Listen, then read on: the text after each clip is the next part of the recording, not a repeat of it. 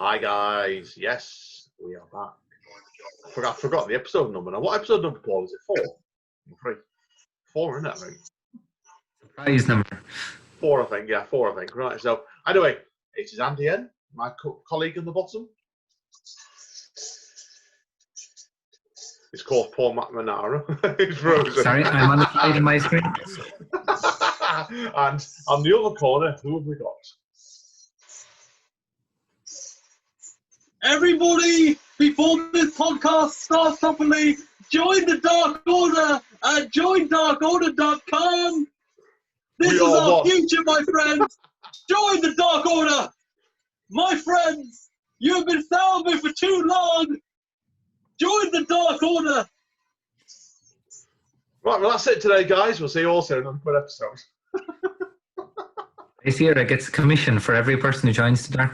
Oh, I know. I'm convinced he does. That's why. Is that what you do, Mr. Dre?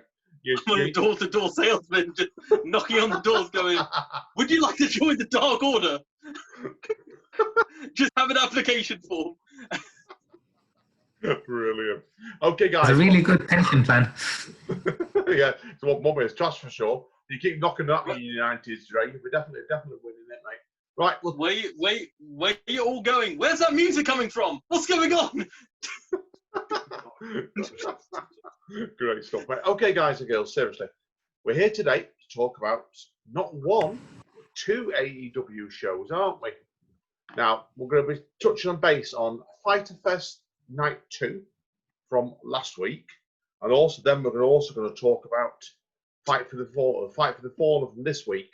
So, right, well, the first fight then was Kenny Omega and Adam Page versus the Private Party. Dre, do you want to talk about that one first? Well, I have to say, apologies if anyone got offended by the inoffensible Dark Order. But anyway, with the Kenny Omega match against Private Party, I felt it was good. I felt it was a good match. I felt that Private Party and Omega and Page, they worked well. It can't be. I don't think it should be a 4-star match because it wasn't long enough. But it's a very solid opener, in my opinion.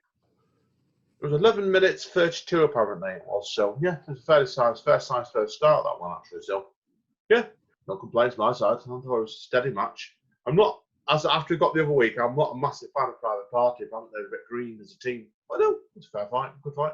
I don't start this argument again. No, I'm not. Don't mention the elephant in the room. No, Matt Hardy does have a lot to him. You can see he's guided him, and it works. It works. So yeah, good fight, good solid fight. The multi-Ferris Matt Hardy is Mark Hardy. Yeah, no, good solid opener. Like not the most spectacular thing on the card, but good fun. Get the crowd going, enjoyment. I think it does. They do seem to do that, don't they? They're very good at that, having a good, solid first fight to get you going to it. They don't go around that waffling for 45 minutes like some other wrestling organisation does. No mention no names, right? WWE sucks! Sorry, carry on. yeah. Not got a lot to say about it, my side. I thought it was a good steady fight. Good steady fight. So, markings, guys? I'll give it 3 as well. 3 1/4. Hey, there's always one. Already our first disagreement, Mr. Paul McNamara. There's always one. Yeah, no, I agree. It was a good steady fight. So. Okay. Next one on was Lance Archer against Joey Janela, which was actually, would you believe it was nearly a longer fight, actually. It was timed at 11:17, so it was only like 15 seconds longer than the first fight, but it seemed to go quicker. So, right, Paul, what do you want to start off on this fight? Well, this is awful, and I don't think it's really reflective on the match. But I don't remember this match terribly well. I think I remember it being fun, a good kind of solid fight, but for some reason it hasn't stuck in my memory very terribly well. No, it hasn't. Same for me, really, because that's Dre waiting for me. Because the only notice I've got on it was I knew straight away who was going to win that one. I knew straight away it was going to be Lance Archer. And I thought Joey Janela would get a few good spots in. He's that sort of rough and tumble fighter. But in this one, I knew straight away, I thought, and the only thing that surprised me was, I thought it'd been a quicker fight than what it was, actually. Solid, but not memorable, so. Dre? I believe this was another solid match. I don't think it was anything to write home, but I think what they're trying to do is they're trying to elevate Joey Janela, but at the same time, they're trying to make Lance Archer get that win back after losing the TNT title, of which, Cody, you don't need that TNT title. How dare you take it off my guy, my brother, Lance Archer. How dare you, Cody? So, yeah, I'm glad that Lance Archer won the match. I think it was the right winner. And, yeah, I'm very calm right now and solid. Where do you see them going next with Lance Archer, then? Do you reckon they're going to have him going against possibly Moxley or whoever's holding that belt? We get that way, don't give spoilers away, then. Yeah, like I could see that happening. I don't know if it would be very good for Lance Archer to have another big loss, because I can't see him taking the belt, but it's a good chance they could build him up to that. Yeah, I think they need to slow build Lance Archer. I feel like Moxley should have a different challenger rather than Lance. I think they should stay away from each other and build Lance Archer up, because I believe that when he lost to Cody, I think his momentum got lost a bit. And keep in mind, this is his first proper match of relevance since that defeat to Cody. So I think it will be very illogical from AEW to suddenly hotshot him to the AEW title, considering he lost to the mid-card title, in my opinion. So I feel that keep slowly building him up. Keep beating up bums, because Lance Archer, you're my brother, man. You're my brother, and everybody dies at the end of the day. So yeah.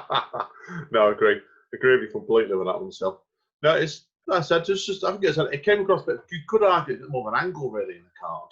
Like I said, to start building him up, but I think you're right. Joey Janela, they're definitely doing some with him. And I think, what do you both think to the chemistry between him and Sonny Kiss as a tag team? Yeah, seems solid enough. Sonny Kiss really, I know, spoiler alert, impressed me a lot in the more recent show, but I thought they did a fun job here. Yeah, I did agree with it. No, solid. Definitely. I feel that it's good for both Janela and Sonny Kiss, although I believe that while I think Sonny Kiss is more flashier, I think AEW is more invested in Joey Janela long term. So it'll be very intriguing to see, should they both split, what kind of rivalry will be created. And I feel it's a win-win for both. Yeah, agreed. Agreed straight away. Okay, markings. What do you both reckon? 3. Go on, 40. 3, hey, look at that. Unanimous. Sure. 3. Let's celebrate. That's a rarity. We all agree on the marking. Right, okay. Well, the next one, so I'm just going through doing on the card here, was the longest fight of the night, which I expected to. No, it wasn't. The longest one was Jericho and Orange Cassidy line. Second longest tonight was the Butcher and the Blade and the Lucha Brothers versus FTR and the Young Bucks. Oh, that match had everything. Oh, it had so much everything. I need Paul McNamara to talk about his thoughts, because I'm like,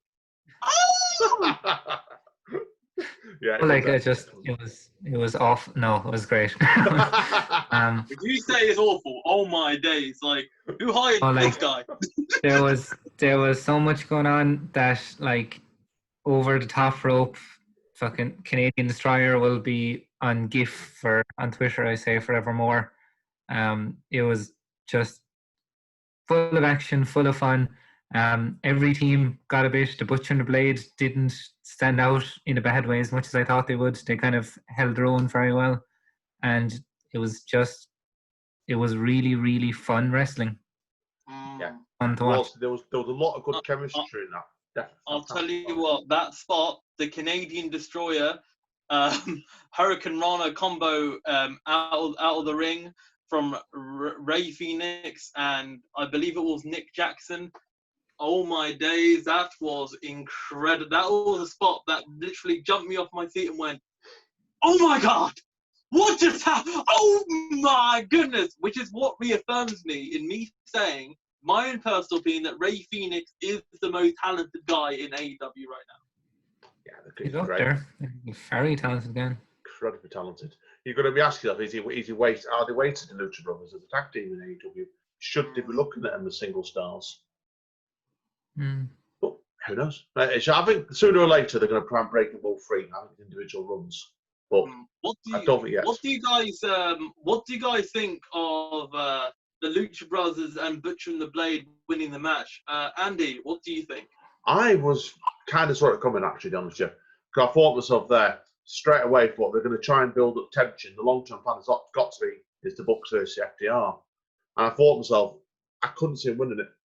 I thought the only way they could have won it is been a contentious win that's being inadvertently one of them caused him to win it. I thought, no, it made sense. He got the mistake made by the Bucks, I think it was. I think, yeah, made sense.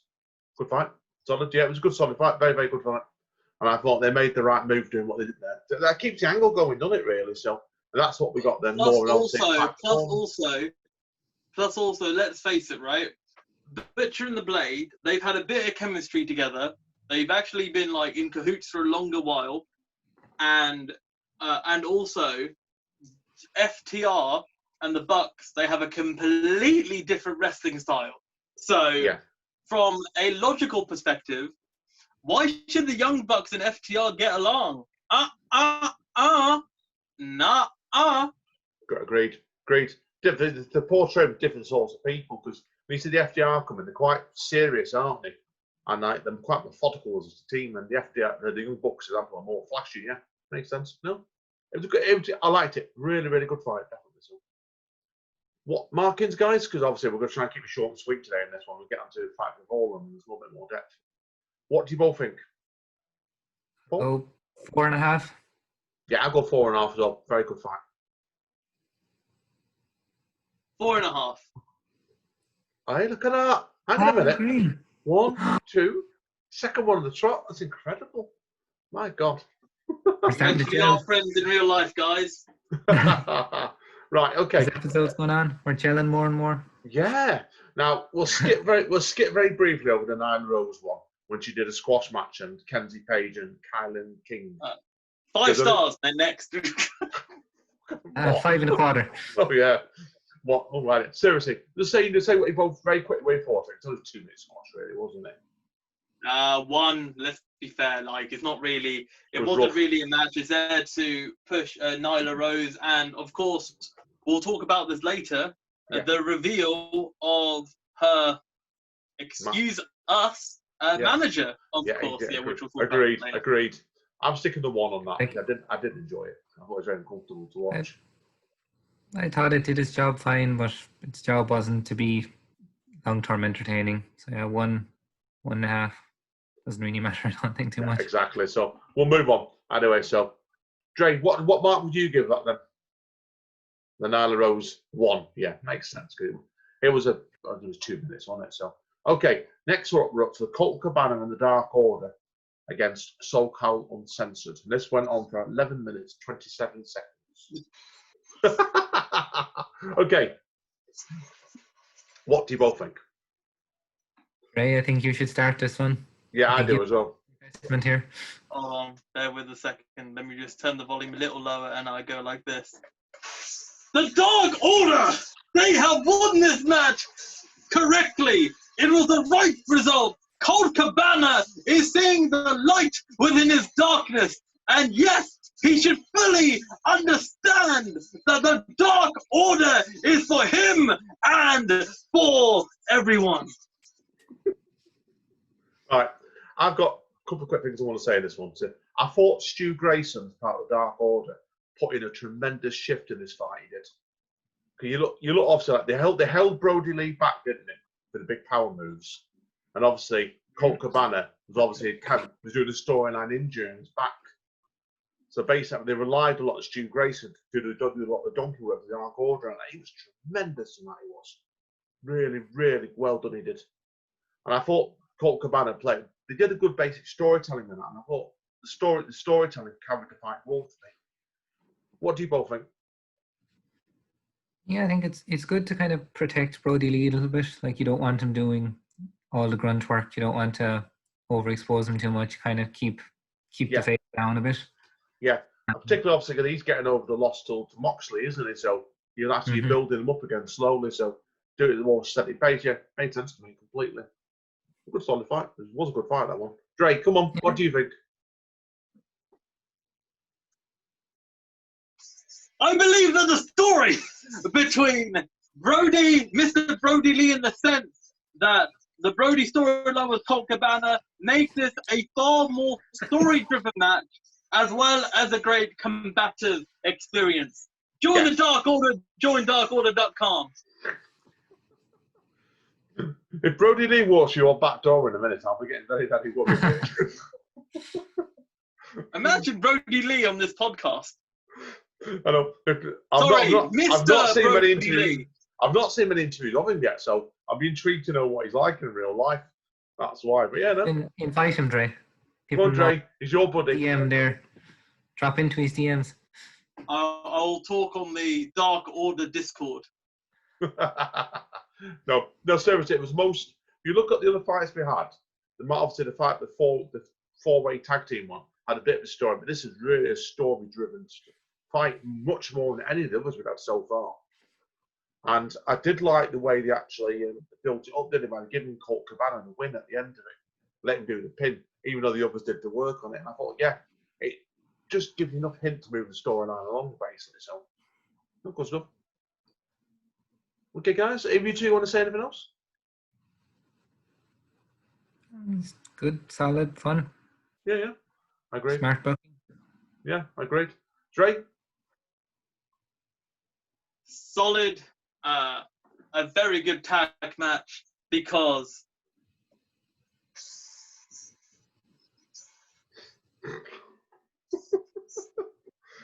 you could turn this into a one log plug here for the Dark Order if you're not careful. Definitely so. No, seriously, Marcus, so guys. What would you? Yeah, I was going to say ratings. Yeah. Paul? 3.25. Yeah, I'm going to give Paul that. To be honest. I'm still not a Colt Cabana fan, but it was good. It was good. 3. I'll say 3.5. 3.5 out of 5. An exceptional tag match by the exalted one, Brody Lee. Mr. Brody Lee, I do apologise. Okay, well, we're on now, aren't we, then, to the main fight of the night. And this one was... I bow to you. What are you doing now? Oh, right, bowing. Bowing. I didn't know what you were doing then. Bowing to the great Mr. Brody Lee. Right, okay, guys. Well, on to now then. The highlight of this, obviously, Fyter Fest 2 was Chris Jericho versus Orange Cassidy. They went on for 18 minutes. Hold on. Oh, we're missing an important segment here. We should definitely talk about when Taz came in through that pipe bomb of a promo and introduced the old school ECW belt, the FTW, which stands for F the world title. Of course, yeah, no, agreed. Yeah. No, I agree. We should have mentioned that. So no, I wasn't a belt I very really remembered. I do vaguely remember AEW, say ECW at the time, I should say. No, but I thought that was a good move actually. Good, but the other trouble with it was it made me think, and we're not going to spoil this for the episode afterwards. I thought instantly, they're setting an angle up here for Cage to carry on beyond, obviously, Moxley, whether he wins or not. And I thought he's not going to win 2 belts then. So I thought it was setting things up. But I thought it was very, very effective. Paul, what did you think? Yeah, it's fun. It's like, I think the FTR or the FTW. I think it's good, done it. Like, it was only held by pretty much Taz, and I think did Sabu take it off him at one stage, but it was more just kind of, it's almost like the $1 million belt. It's kind of like something for that character as opposed to a. And also, it's a very strong bit of symbolism to show that Taz gave this belt to Brian Cage and immediately gave it legitimacy. I mean, for a lot of listeners, even like some hardcore wrestlers, they were like, FT who? FT who? I had to research the FTW belt. And yes, the FTW belt is a very important belt in the history of ECW. And I feel that they could definitely do something with this. And I like the fact that AEW is not counting this as a legitimate belt. But at the same time, I'm very intrigued by this. I do believe, if there is one criticism, and I think Brian Alvarez mentioned this in the Wrestling Observer podcast, a slightly bigger podcast than this, but Brian Alvarez said that what he would have done is he would have introduced it the week after Fight for the Fallen, because you can make it slightly more logical. However, we'll talk about it when the Marks violence comes about. We talk about that later on. But agreed. No, good segment. Good segment. I don't think I can really mark it. I don't know if I want to mark it, but no. You can't. Yeah, the segment's chill. I mean, it's good segment. Thumbs up. Thumbs up then. Thumbs up, Paul. Good segment there. I say that'll do us. Okay. Right. On to the 18 minutes. A small thumbs up. 4 thumbs up. Yeah. There's always one. Okay. Now on to Orange Cassidy versus Chris Jericho. Okay. 18 minutes this one went on for as well. So, yeah. Now, first of all, if Moxley had been available that week in Cage, do you both think that would have finished off the pay-per-view? Yes. Interesting. No, I'd have been surprised, personally, on shit. I felt they would have gone with the belt on it. But no, I thought it showed you really how much faith he's got in Orange Cassidy as a wrestler there. That's personality. I felt he was absolutely... There's a lot to start. Really on the up.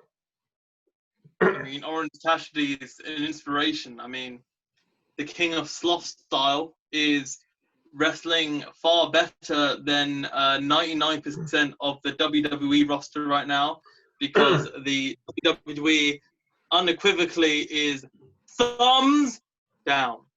Yeah, I'm not particularly keen on it in a minute. So, no, agreed. But I think what they've done with Orange Cassidy is that I don't think they're there fully with him yet. I think they're doing a good build, really good build with him at the moment. He's like, obviously, you've got someone like, obviously, Jungle Boy that can take the time with more, and Darby Allin, so they're both in mid-20s. He's something like 34, 35, isn't he? So it makes sense if you're going to build him, you push him straight up now.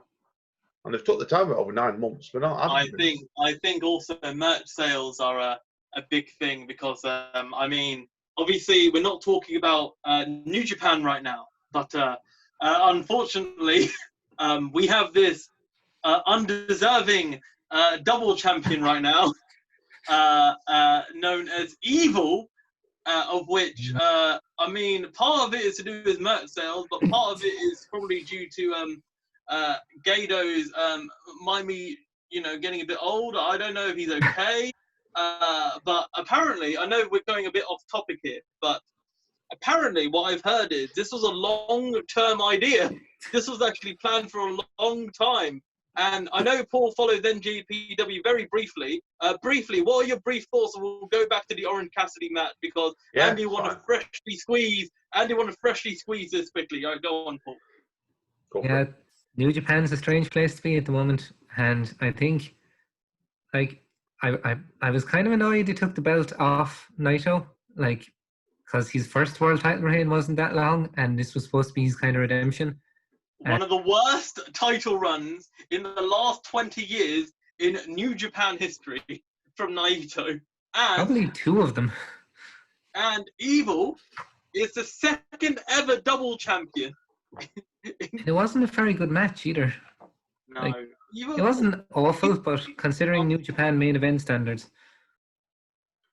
I mean, the main event of NJPW is still better than anything that WWE did this year. However, by its standard, it is literally, Evil is literally the Jinder Mahal of LIJ. Like, he's slightly better. He's like slightly, but like, I mean, you've got Hiromu Tanahashi, you've got Bushi, you've got Sonata, you've got like most of their faction is better than Evil.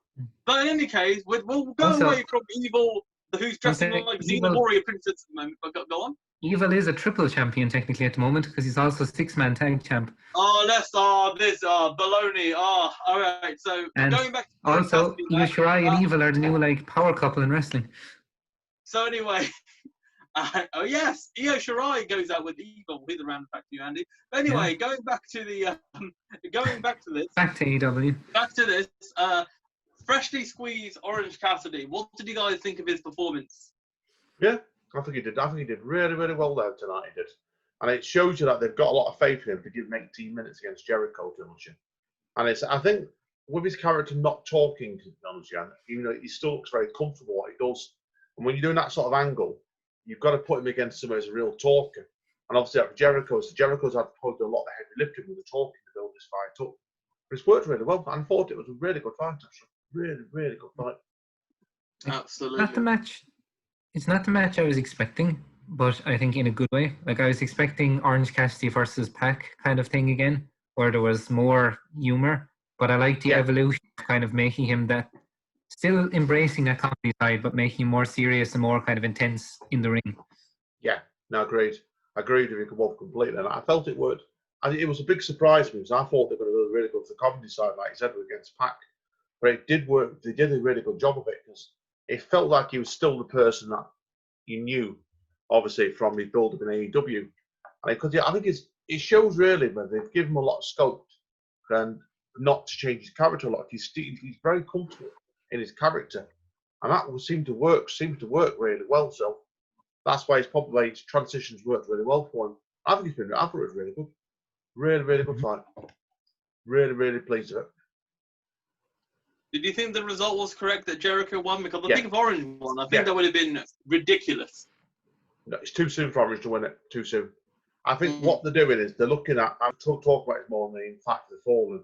It's a much more, they book things on much more longer term plans than AEW. And then WWE would have had Orange Cassidy win it. I know that you see the way they book much quicker. But AEW are booking things a lot slower. That seems to work more in their favour. Just remember, there was a time at WrestleMania years ago, Fandango beat Jericho in WrestleMania. Don't forget that. Exactly. I think I'm always a firm believer, if you're going to get a guy like Orange Cassidy whose name's on the up, you want him to actually win a major angle against someone like Jericho. I wouldn't do it straight away. Take your time and build it up slowly, which is what they did really. And I think that's what they're going to do here. And I felt it made sense for him to lose this fight. Whether he'll then go on to win a long-term feud, or if they do one, we'll soon find out. But I think it's the right move, don't you? How do you both feel about that? Yeah, I think I don't think it would have been the worst thing in the world if Orange Cassidy beat Jericho, but I think that would have been for the feud and it would have been the end. Whereas he said now they can build up, they can make something more out of it. I think so at the moment as well, because what they might end up doing yet I'm as well. Agreeing with you, Dre. I know, I go. That's the point. Yeah, it's agreeing. My God. But would they then? The question of the parody is: are they going to bring in the rest of the inner circle and the best friends into this feud? If they can create something similar to Stadium Stampede, but something else, yes. However, it's a wait-and-see situation. I think right now, I think it would make sense for Best Friends to join with Cassidy, because at the moment it looks more Cassidy versus the Inner Circle rather than Best Friends and Cassidy. So I feel that they should merge together. Yeah, I think they probably will, to be honest with this one as well. I think it's because you look at the moment, what have the Best Friends got as an actual feud at the moment? I don't know much. They don't seem to. Obviously, after losing that tag fight the other week, I don't think they've got much pending at the moment. So, but we'll find out. I think it's going to get revealed more and more in the next couple of weeks. That's for sure of it. So, watch your space. So, definitely. No. What do you both rate then? Jericho name dropped them, I think, didn't they? Well, that's next week's episode. Yeah. Yeah. We'll come on to that in a minute. Yeah, there's more name dropping than bases. So, what did you both give that fight as a rating then? Yeah. 4.25. Yeah, I'll go both. I'm going to go 4.25 as well.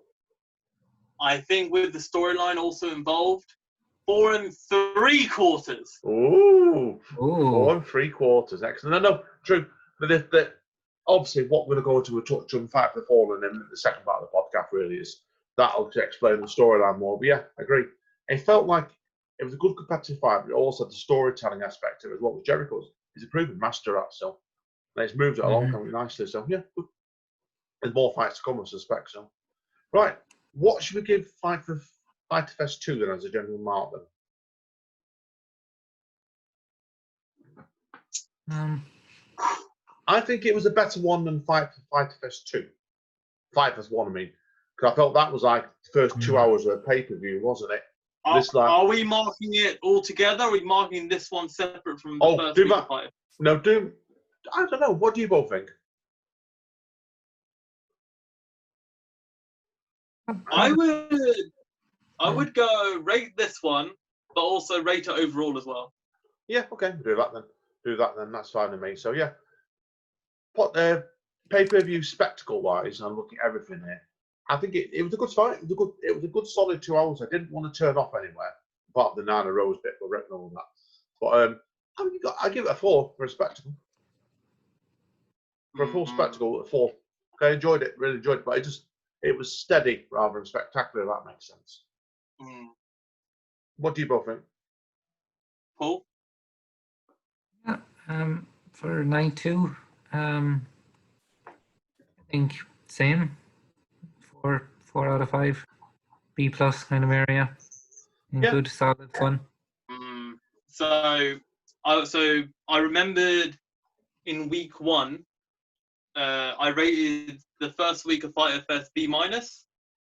So, and then this was, in my opinion, a low A- for me, week 2, in my opinion. So overall, I'm going to agree with Paul here. I would say it's a B+ show, but also 4 stars. As a pay-per-view, it did hurt that there was no boxing match in this show, but we'll talk about it in Fight for the Fallen. However, I think with all things considered, it is one of the best Western Hemisphere show of the year, in my opinion. One of.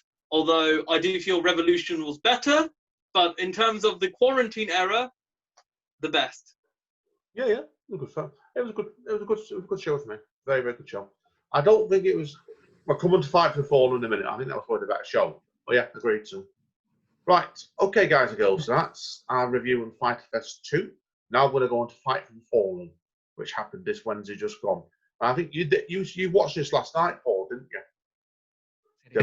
Didn't you? So that I'm very on time with my viewing. Paul was like, oh, sugar honey iced tea. We're gonna do this today. Oh no. Well, I have stuff going on in my life. Yeah, exactly. I'll be honest. I was off. I've been off this week from work, so all I did was I got up. I watched it and having breakfast on it first thing in the morning. But my laptop froze on me, so it got delayed to me on Wednesday completely. So I had a few problems, but no, it's fair enough. Listen, life is life. So right, there was some really fun stuff in this. There's some really solid. Maybe not as high as the previous week, but there was definitely some great stuff in there as well. Yeah, I've got a couple of questions to ask you both here about this. We'll go and fight. We'll go and do the major fights again. First of all, we'll touch on Cody Rhodes' Sonny Kiss. What did you both reckon to Sonny Kiss's dance routine at the beginning? It was fabulous. I don't care what it was. It was great. Yeah. 5 stars. Dance routine, 5 stars. Very, very well rehearsed that was straight away. Yeah. So you can tell they worked hard on that alone with it. I thought it was really fun, really different, and I think introduced the energy of Sonny Kiss to an audience that maybe haven't been seeing that much of him really.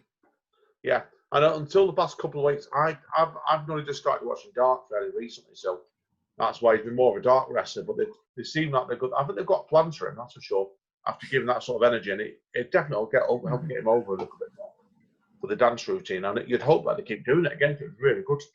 Now, what did you both reckon to the hints that were coming in this fight and also the following fight of the Lucha Brothers versus FDR, when they kept mentioning Tully Blanchard and they focused on it a few times in snapshots, didn't they?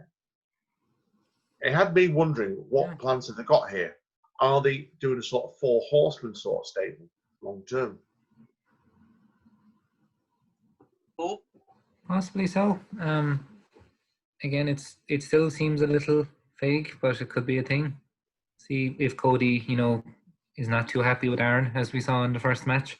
Tully could kind of swoop in there, Yeah, bring together FTR and Cody, maybe someone else, someone younger.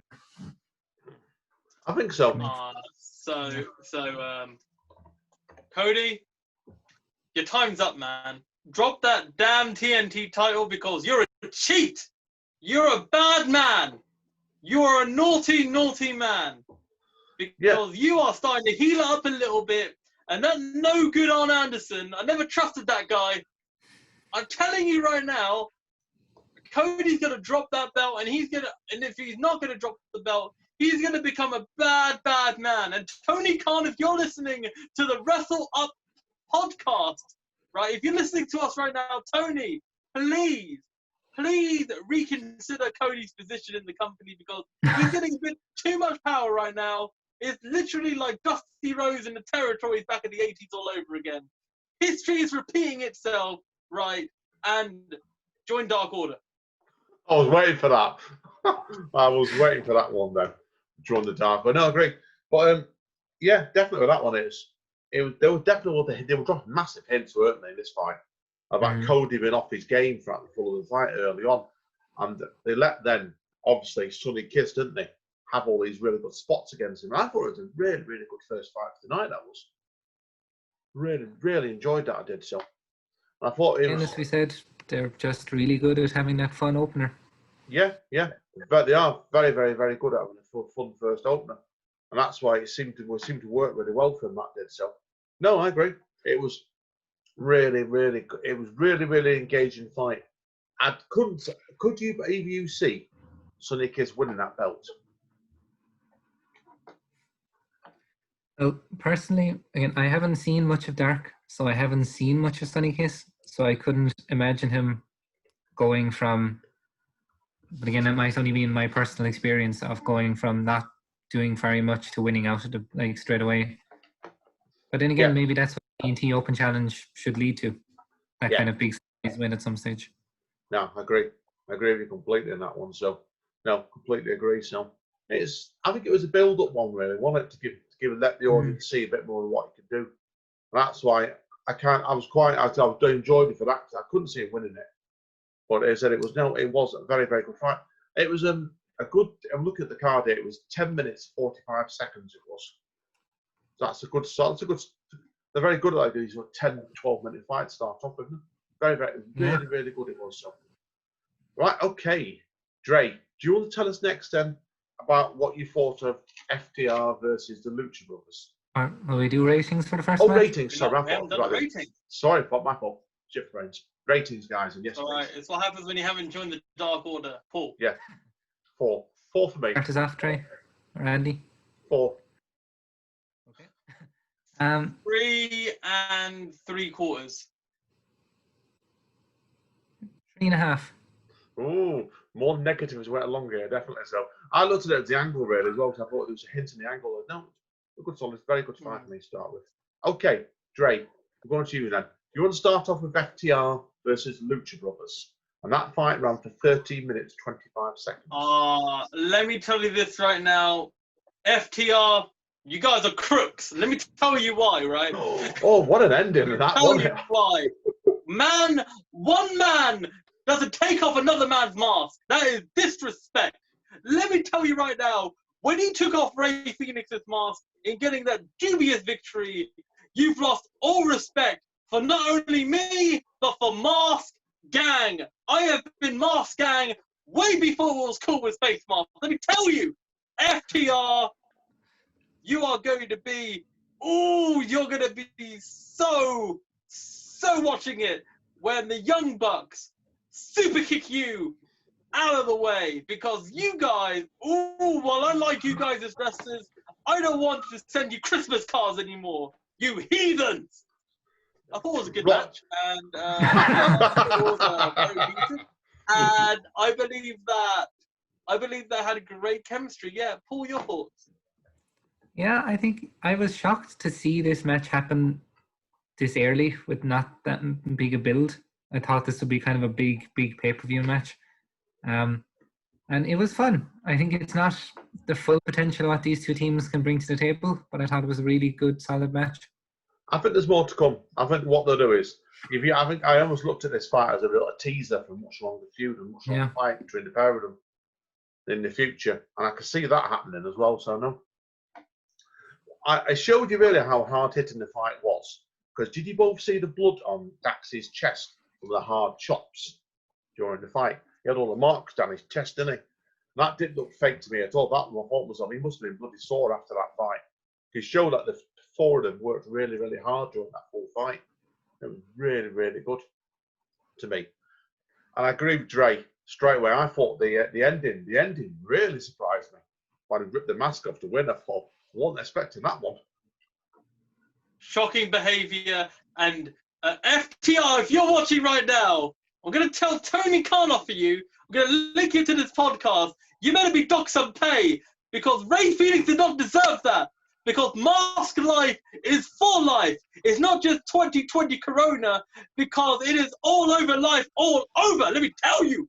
So yeah, I really agree with you, Andy. Yeah, absolutely. It was a surprise, that one, but no, it was. Oh yeah, definitely, yeah. That's the good thing. They do pull surprises on you, and I thought the fight surprise worked really well there. Now, what do you want to mark? How do you want to mark this? Because we've got a big angle afterwards, haven't we? Do you want to include the angle or mark the angle separate? We can include the angle. Yeah. As the president led to the end of the match. Paul. Again, I enjoyed it, but it didn't hit with me completely. So this might seem a little low, but 3 3/4. Yeah. I go 3.5. I thought it was a good fight. It was a really good fight, to be honest. That's for sure. So. I was going to rate this 4 stars, but the damn FTR, they removed the mask of flippin' Ray Phoenix. I'm going to mark you down to 3.5 due to that heinous, deplorable crime. It was such a crime that I might consider phoning up the Florida Police State Department, because you guys need to be locked up, as well as your old-fashioned vehicle that probably not even taxed properly. Yeah, heard me. And then, yeah. Now, how did you both feel about the angle that came straight after them? When the Elite pretty well got the car keys back to FTR. And then obviously Kenny Omega came up with some beers for him. They poured the beer over him. And I thought I found that a bit hammy actually, but is what it is. So it was fun. So there's not. Have you got anything you want to say about that before we move on to the next fight? I thought it was solid. I believe. Sorry, Paul, go first. No, you go, Dre. Work away. Oh, you're so kind. Thank you. I was going to say that I think it's a very small hint that Kenny could go a bit evil about all this. I mean, a little bit heelish, let me tell you, man, I fully respect Kenny Omega, because I myself, I don't need this alcohol nonsense, I've been sober for over 4 years. You don't need that in your life. I mean, you just need to drink that milk, drink all that water, you know what I mean? Other milks are available, guys. But yes, definitely, guys. I fully respect that. And it seems that there might be leading up to an FTR Hangman and Omega tag match. And I'm going to go a bit left field here and say, even though I don't like what FTR did with the deplorable actions that they did, I think they're going to beat them for the belt. Yeah, I think so as well. I think it's match of the year contender. I think so as well, because the next pay-per-view is it's 7 weeks away, isn't it? Mm-hmm. That will most likely be the Young Bucks match, because I have a feeling, linked to what I've been reading in America, even though Florida is a bit of an epicenter of the Mr. 19, I would say that there might be chance of a bigger crowd by that time. Yeah, I think so as well. Well, the next pay-per-view is ages away, so yeah. Mm-hmm. Yeah, I think so as well with that. It's going to be a while away before we get that one come through yet, so watch your space, definitely. No, I'm looking forward to it. I agree with you. Right, okay. Moving straight on, guys. We're on to next then. The Elite versus Jurassic Express. I've got a quick thought. I want to start this one. I loved the storytelling they did with Kenny Omega in this one. And although it was a stage forward from Cody, wasn't it? Because they were talking about Kenny Omega not taking his top off, weren't they? During against Marco Stunt, like he wasn't taking him serious. Then after Marco Stunt gave him a surprise, so I looked like he ripped the top on him. He got increasingly heelish during that fight. So I thought to myself, yeah. And that was 15 minutes, 5 seconds. So, Paul, do you want to start this down? Yeah, I loved this match. I think it was probably my favorite match of the night, maybe even favorite match of either week. I just thought it was really fun. Everyone in it was great. Kenny Omega, again, that little heelish tendencies, which I think is possibly the best version of Kenny Omega last time. And just Marco Stunt is great. Just Marco Stunt is a wonderful opponent for anybody. Oh, and it's the fun. He's a great foil for anybody in AEW, whether he wins or loses, because he's just there's a positivity about him, isn't there? When he's on stage. I feel like you've seen him running the ring. He's like you see the fanboy in him after them running on the stage, and I think really, really good fight. I see Marco Stunt trying to outdo Phoenix from last week with his own crazy top rope Canadian Destroyer into the ring. Oh yeah, completely. No, I thought it was excellent. Really, really enjoyed the fight. Dre. Well, I felt it was a good match. I feel it was very fun. I felt that the Young Bucks match last week on Fyter Fest Week 2 was better than this one, but I think it served a purpose. It served a real intriguing dichotomy. I was more intrigued by how Kenny Omega wrestled and his style, because it's interesting because at the start of the year or late last year, it was heavy hints of Hangman Page turning heel and Kenny still being the alpha Omega.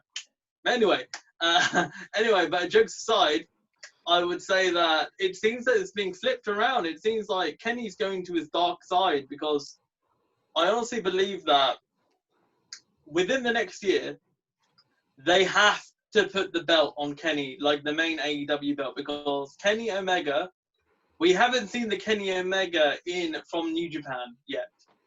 Although, yes, it does take two to tango. However, I believe that Kenny Omega has sacrificed himself in order to bolster up the tag division. I honestly believe that while the match was good, and I felt that the great shots by Luchasaurus being the hot tag and Jungle Boy stringing together and Marco Stunt selling, it was good.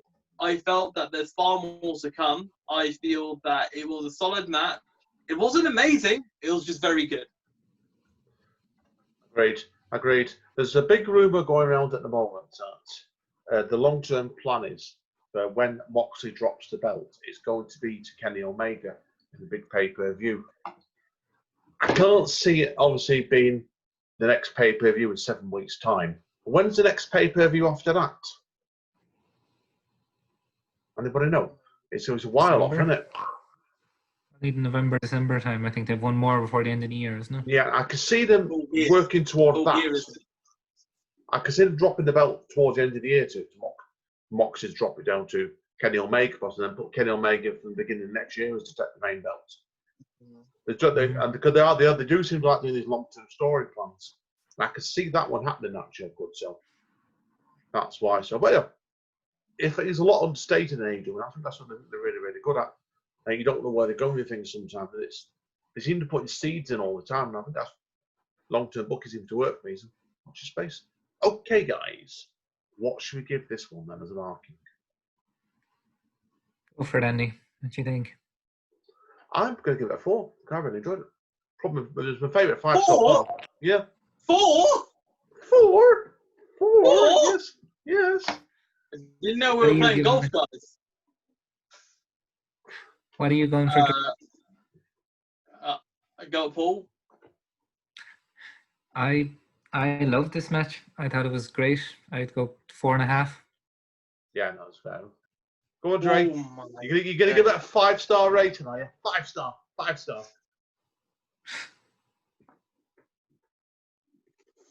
3.75. Ooh. I knew he was. I knew you were teasing us with that. Then definitely so. Right. Okay. Anything else I need to confirm? The Nightmare Sisters next. Well, that was what 2 minutes. Okay, next, right. actually, let's talk a bit briefly about this. So, it seems to me that QT Marshall is away because he's just isolating, and it seems like Ali has got this weird ass plushie. Now, I don't watch AEW Dark enough, but this plushie seems to represent like her missing QT Marshall. I mean, Ali, like, I mean, I hope QT is a good guy because I feel like I'm assuming that Paul is taken, but come on, we got Paul McNamara here. Come on, like, can you not just appreciate Paul instead? But jokes aside here, I felt that this was just a match to showcase him. We're just gonna give this 1.5 stars, and let's just move on. Let's not talk about this that much. Brandy. The best thing about this match was literally Dustin Rhodes' cool face paint, and that's all that I really cared about. Yeah, nothing. Great. It was a squash match, really, wasn't it? So again, served this purpose. It was fine. Yeah. Right. Okay. There's a couple of things we need to talk on angle-wise when we get to the main fight. Okay. What did you both reckon to the Chris Jericho promo? The segment. The segment. Oh, the promo. Segment. Yeah. Yeah, I thought it was excellent. Oh man. Oh, all right. You know, Paul. For all those that didn't see that segment, do you want to summarize that segment for us, Paul? Chris Jericho gives out Orange Cassidy, puts up his thumb. Chris Jericho, Orange Order, covered orange juice. Yeah. Anna or Ortiz, I can't remember which one, acting like a child on the ground for 5 minutes. Oh, I know, rolling around the floor in the orange. The towel's given. The towel's given had Orange Cassidy's face, and the rest of the inner circle went, no, we don't want that. No, we don't want that towel. No, great. It was good fun. The best bit about it was that Chris Jericho was in commentary for the rest of the night. He's like giving out non-stop. He's like, my $7, my $7,000 suit. This is $7,000. I love that they cut to commercial at one stage, and just before they cut, Chris Jericho literally just went, and I'm covered in orange juice. It was great. Now, what I liked about the fact was, and they planned this obviously to perfection. Unfortunately, I don't know how long they knew before they did it. But Tony Schiavone couldn't do it obviously because he was isolating. But I loved the fact where then give him scope to bring Taz for the first half of the show, didn't it? To let him build up his own fight against Moxley. Then they put Jericho on to let him just rant afterwards. And I thought it added a different dynamic to the commentary. And I thought that would work really well for me tonight. That did. What do you reckon, Dre, on the commentary? I'm going to tell you this right now. As much as I really enjoy Jim Ross, I think it's time for him to retire, man. Like, I mean, his time has come. I think Chris Jericho on commentary, Taz on commentary, it's just so good. And I'd even go as far to say that Excalibur and Schiavone, they seem to be good. I'm not the biggest fan of 3-man boots anyway. Like, I would prefer to go back to 2 because I think 3 just clogs a little. Like, 3, you need to have a nice, perfect combination of 3. 2, you can have more leeway. Yeah, that's fair enough. I think you're doing some. When you're looking at the fact something like that is when you have the 2, you can bring people in and out a bit more to amalgamate it. I think, but then we have having 3. As soon as you bring in anybody else, say Jericho does some talking, it starts overshadowing other people, and so it's a bit of a tricky one. That's a fair point. Okay, I want to ask you both as well. Touching on briefly before we get to the Moxley fight, what do you reckon to this female open challenge that the champion announced? Chiquita, is it? Chiquita, yeah. Well, here's a very funny, interesting note. So, there's been some massive rumors happening that NWA might be pulling the plug, but it's not confirmed yet. So there was some talks. This is all linked to what I'm about to say. So there was Billy Corgan, who runs NWA. He's basically said that no, we're going to keep trying and push it forward, but he stopped short of saying the NWA would move forward like properly. You know, it's not concrete. So the reason why I say this is because Hikaru Shida posted on Twitter of an open challenge, right?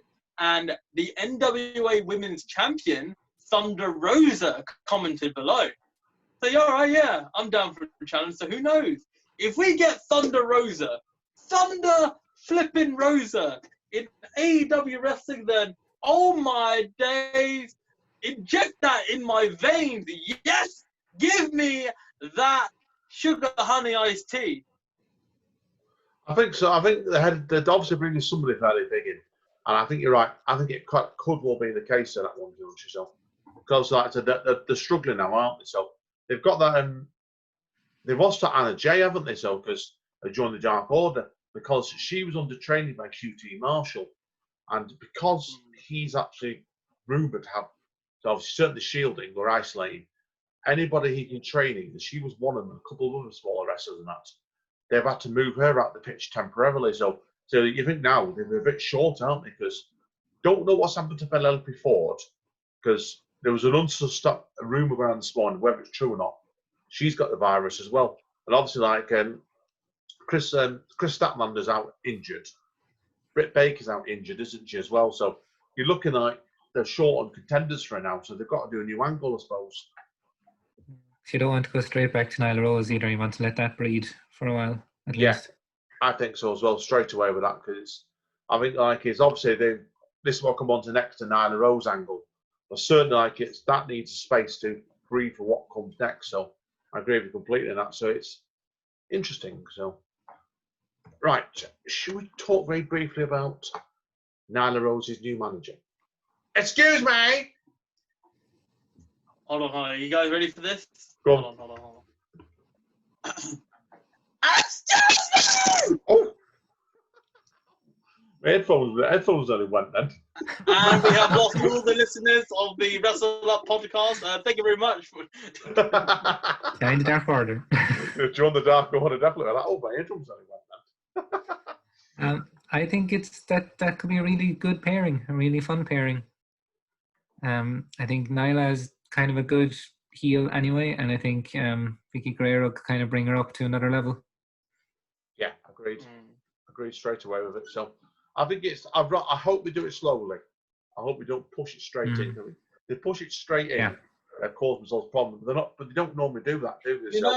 Do you know what I would have wanted for Bance? I just wanted Taz to be her manager, the manager like of Nyla Rose would be like, yeah, like having Nyla Rose be the champ, and like Taz be like, yeah, I got Nyla Rose, I got Brian Cage, got some two top motherfuckers. I was half expecting that one, actually, I must admit. I nearly saw that coming. I was wondering, because there was rumours going round, wasn't there? And I don't know if you both read this, that they're going to give Taz a stable, having managing more than one person. Because he's been really, I think he's really been on fire since he took his manager as Cage. And I like him as a commentator, but I think he's a different dynamic, isn't he? That's why he's been really good here, so. Yeah, agreed, so. Right, before we come on to the Moxley fight, lastly, what do you both think to the promo Moxley did? So good that I can't have much words to say, Paul. Yeah, just good, solid work. Good work. Yeah, I thought it was excellent. Really was. And what I heard was it was actually done around the corner from where he lives, and it was done in apparently one take, and there wasn't much script to it either. Apparently, the only thing they actually told him was, this reading around, was they said to him basically, make sure he started off with the story that they carried on in the fight. They targeted obviously the injury that Cage had had, and I thought that was a really good prologue to that. So it was really good. Really good, vicious to me, and I thought it was excellent. I won't want to give it a mark, but certainly I thought it was excellent, exceptionally good of it. Certainly, that's for sure. Right, okay. Should we move on to the main fight? Perfect. Yes. This was Jon Moxley when he fought Brian Cage with Taz. in 15 minutes. This was a fantastic fight. Oh my God. Let me ask you both, did it feel like it was, even though they followed a sort of Moxie thing, they went all over the ring, didn't he, really, with it? There was a different feel to this fight, wasn't there? Because he felt like he was targeting Cage all the time, wasn't he? Going for the certain part of his body to hurt him. Yep, it's all because that, so basically, Brian Cage had major bicep surgery, so that's why he was targeting that. That was the reason why he targeted that area. Yeah, I agree. It was an exceptional, really, really good fight. Hard hitting as well. And I thought the two guys after that must have been knackered. Big style. I felt myself, they just properly went for it. But that one straight away. So let's just check what notes I've got on this. Yeah, it's true. And again, you look at the fact, well, this is what they did that with Cody fight to begin with. There was a story in this fight. And I don't want to use too much in it, obviously. But what do you both reckon to the ending of it? I think it was so cleverly done. I mean, it protected Brian Cage because Brian Cage can say that I never quit. But however, it shows that Taz was really caring about his asset because thinking about the bicep injury that Brian Cage succumbed, I believe it was in TNA, which put him out of action for ages. I believe, real, that the ending was good. And in my opinion, I'm going to say this honestly from the bottom of my heart, that seriously, that my man, hold on, here we go, yeah, my man Marks deserved the win. What a great victory by Moxley, yeah, because he uses unscripted marked violence in order to get and mutilate, decapitate Brian Cage, yeah. And Renee Young, make sure you don't touch Jon Moxley again until you get better because you lost the ratings for AEW for Fyter Fest. So please, and leave WWE, join AEW, and Renee Young, join the Dark Order. Okay. Okay, Paul, what have you got to say? Yeah. That's not Dark Order related. Well, actually, I'd just like to talk about Mr. Brody Lee for a couple of minutes.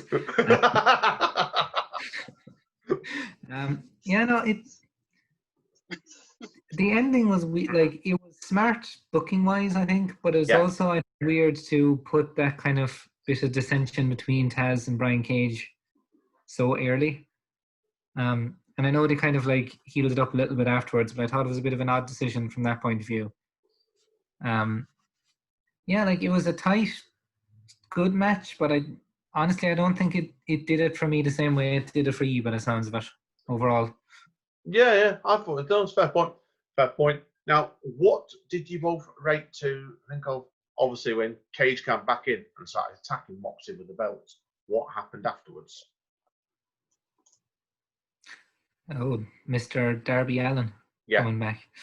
Oh, yeah. So well done. It was so well done. I liked his return, and I like his slightly different face paint. It shows that he's evolved. I like it.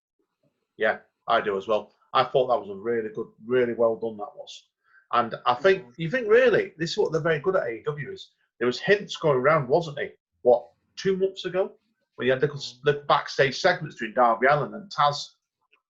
Then obviously Brian Cage came out in that cage and eliminated that match, his debut, and actually supposedly took out Darby Allin, which of course we know was just a storyline injury there because there was talk going around, wasn't there? One of his ex-partners apparently came forward and started accusing him of beating her, which has been now not proven. So that's why. But no, I thought it was a really good way of bringing Darby Allin back into it. And I think it'll be a really good feud between those two. I can see it being a really good fight. Do you think this will be a long-term partnership between Moxley and Darby Allin, or is it just a one-off? Nah, I think it's like the enemy of my enemy is my friend kind of situation, I believe. Mm-hmm. Yeah. I think Moxley and Darby Allin both work on the kind of loner gimmick. Yeah. I think that's part of the appeal as well. No factions. Oh, here's a very random note I want to talk about Jon Moxley, yeah? So, Paul, Moxley ain't really going to go to Japan, is he? So what's he going to do with the IWGP United States title? He's still the belt holder. He hasn't been in New Japan for months. He's like, I'm the longest reigning champion, baby. What's he going to do? See, it's strange because I don't think they have any American wrestlers really over there at the moment. So, or like any. They have Carl Connor. I think they have Carl Fredericks there. Yeah, but he'd be a bit. But they're from the dojo, so. So like I say they'll like for the time being I say they'll leave it on him. I don't know for how long that'll go on for if he still can't get over there, but I don't think they'll take it off him anytime soon. He could become the longest reigning ever. The belt is only like 4 years old. I suppose it's probably not that hard. No, it's probably not at the moment. That means that makes sense. Yeah, agreed. Absolutely. Right, okay, guys. Should we give this match a marking? Go for it, Dre. 4.5. I'll give it 4.5 as well. I think the angle at the end of it brought the fight up to the 4 for me otherwise. The way they brought Darby Allin, it was worth an extra mark for me, so it's 4.5 as well. I'll do a full heel turn, and honestly, 3 3/4. Oh, I thought you could give it 2.5 then. Ooh! Bite. You know why you voted 3 3/4, yeah? 3 3/4. Like, I thought it was good, but You need to join the Dark Order, Paul. That's why. You haven't seen the light of the rating. So that's what I believe. Oh, blimey. Right, okay, guys. Well, the last thing obviously we need to structure today really is, of course, then we need to tell people what we're going to rate this podcast on. And then we'll look at any sort of predictions of where you think things are going then for AEW next. So Paul, I'll ask you first. What do you give the actual show out as a rating, as a spectacle? yeah, I thought it was good, solid show overall. Probably similar to the other week. B+. I think it averaged out roughly the same for me. Yeah. Does that be what they B+? What about 4 would it be then? You count it as a 4? 4 out of 5? Yeah, B around the 4 out of 5 as well. Yeah, I'll give 4 out of 5, I think, on a roll, definitely. So, I preferred it to the Fyter Fest 2 shows, if I'm honest. Probably because the Moxley fight at the end of it helped matters a lot. But yeah, no, I really enjoyed it. Get really entertained for 2 hours. Dre.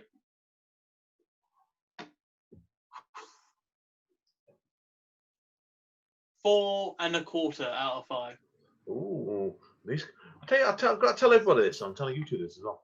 I do a number of podcast stuff. I've done a number of years of rate stuff. Never been worked on the podcast or a show where people start giving quarters and 3/4 as much as you two do. I think it's a very wrestling thing. Oh yeah, I can believe that. Dave Meltzer has like at no point I broke the scale yet. I think Dave Meltzer has like twisted everyone's minds. Dave Meltzer have saw the light because I have a rumor that he's joined the Dark Order.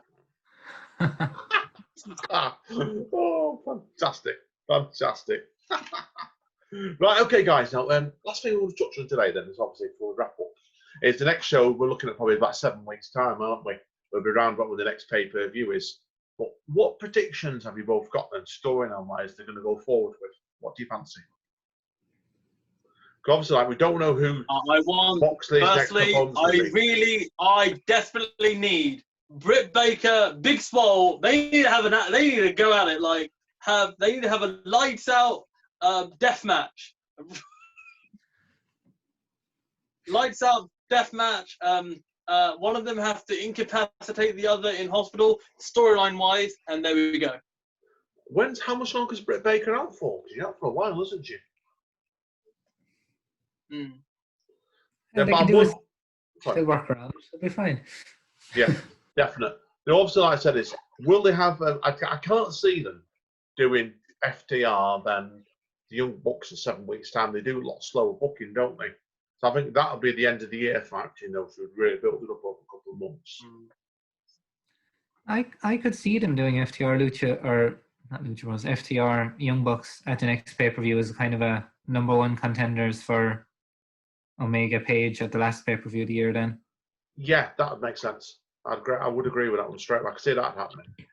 Now, who's going to be Cody? Who's going to take the belt of Cody eventually?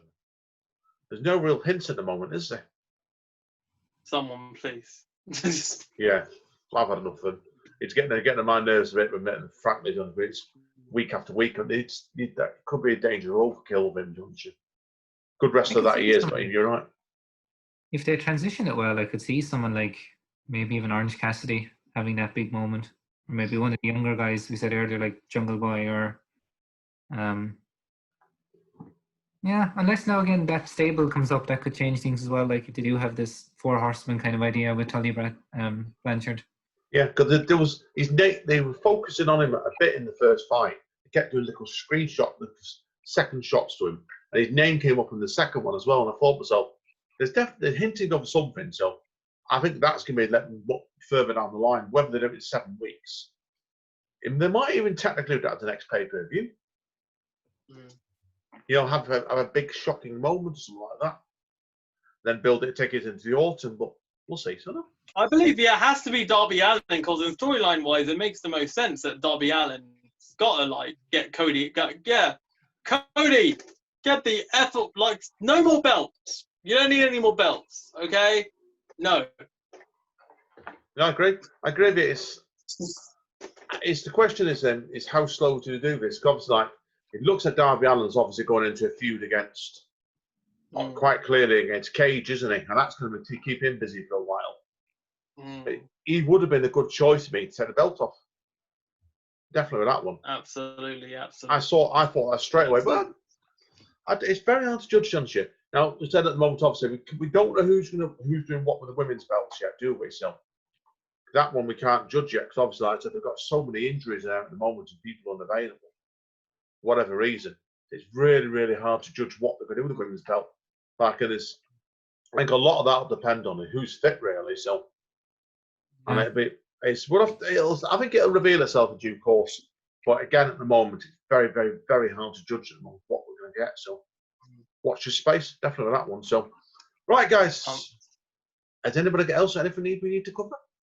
I wanna cover something random. So I've got NJPW World on my screen right now, and I'm just going the last 15 years. So basically, there's not that many champions in New Japan, right? Let me read you the names. October 2005, Brock Lesnar, Hiroshi Tanahashi, and Hiroshi Nagata, Tanahashi, Nakamura, KJ Muto, Tanahashi. This is where I'm going with this, yeah. Manubu Nanahashi, Hiroshi Tanahashi, Shinsuke Nakamura again, Makabe Sword, Santoshi Kojima, Tanahashi again. Well, let's keep going. Okada, Tanahashi, Okada. Yeah, we're getting with it. There with AJ Styles, Tanahashi, AJ Styles, Okada, Naito, Okada. Here we go. Kenny Omega, these are great names. Tanahashi, Jay White, Okada, and what the Naito, Evil? No, the bracket is King of Darkness. What? No, you're not the King of Darkness. Do you know who the King of Darkness is? Let me tell you. Ooh, I wonder who that is. Paul. Any ideas, Paul? It's hard to tell. Sting, The Undertaker. I think they should get rid of Brody Lee and bring Sting in as the head of the Dark Order. I believe that. I feel like even though this is not on my channel, I think we should definitely fire Andy N for them comments. Mr. Brody Lee, I am so sorry. Those are his personal opinions alone. I do not share those opinions because we are stronger together with thee.